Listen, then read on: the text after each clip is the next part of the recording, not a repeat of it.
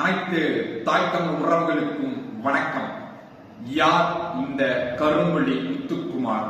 2009ஆம் ஆண்டு ஜனவரி மாதம் 29ஆம் தேதி தமிழகத்திலே ஒலிக்கிய நபர்.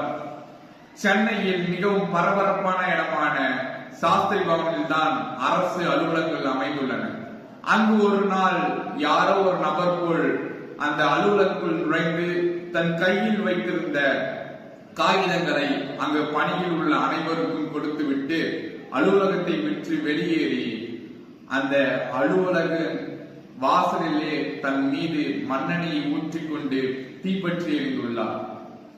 அங்குள்ள மக்கள் அனைவரும் சூழ்ந்து காவல்துறைக்கு தொடர்பு கொண்ட பிறகு காவல்துறை சம்பவ இடத்திற்கு வந்து அந்த நபரை மீட்டு மருத்துவமனையில் அனுமதி செய்த பிறகு அவர் யார் என்று விசாரிக்கும் பொழுதுதான் தெரிகிறது.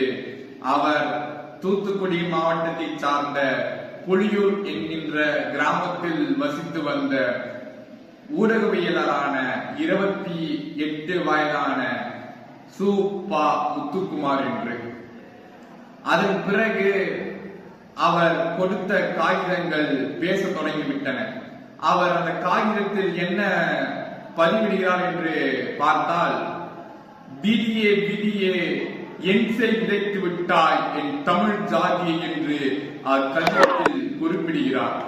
அது மட்டும் இல்லாமல் தன் உயிர் போகும் அந்த கடைசி நிமிடம் அந்த காவலர்களின் விசாரணையில் அவர் பதிவிடுகிறார். என்னவென்றால், இலங்கை தமிழர்களுக்காக என் உயிரை நான் தியாகம் செய்கின்றேன். மத்திய அரசு இலங்கை போரில் கண்ணை மூடிக்கொண்டிருக்கிறது. அவர்களை கண்களை திறக்கத்தான் என் உடலில் நான் தீப்பற்றி எரிந்து இந்த தமிழினத்துக்காக, இந்த தமிழ் தேசியத்துக்காக என் உயிரை தியாகம் செய்கின்றேன் என்று அவர் கூறியுள்ளார். அது மட்டுமில்லாமல் தமிழ்நாட்டில் தமிழ் தேசிய இளைஞர்களின் எழுச்சியும் மக்களின் உணர்ச்சியும் அலைமோதி கொண்டிருக்கிறது. ஒரு நாள் தமிழகம் மாறும். இலங்கையில் வாழும் தமிழர்களுக்கு விரைவில் விடுதலை கிடைக்க வேண்டும். மத்திய அரசு இதில் கவனம் கொள்ள வேண்டும் என்று தன் உயிர் பிரியும் அந்த கடைசி நிமிடம் கூட தமிழினத்துக்காக, தமிழ் தேசியத்துக்காக யோசித்த மா மனிதர் கரும்புலி முத்துக்குமார் அவர்கள். தமிழினத்துக்காக தன் உயிரை தியாகம் செய்த மா மனிதர் என்கின்ற பெயரோடு தமிழக மக்கள் அவருடைய உடலை அடக்கம் செய்தனர்.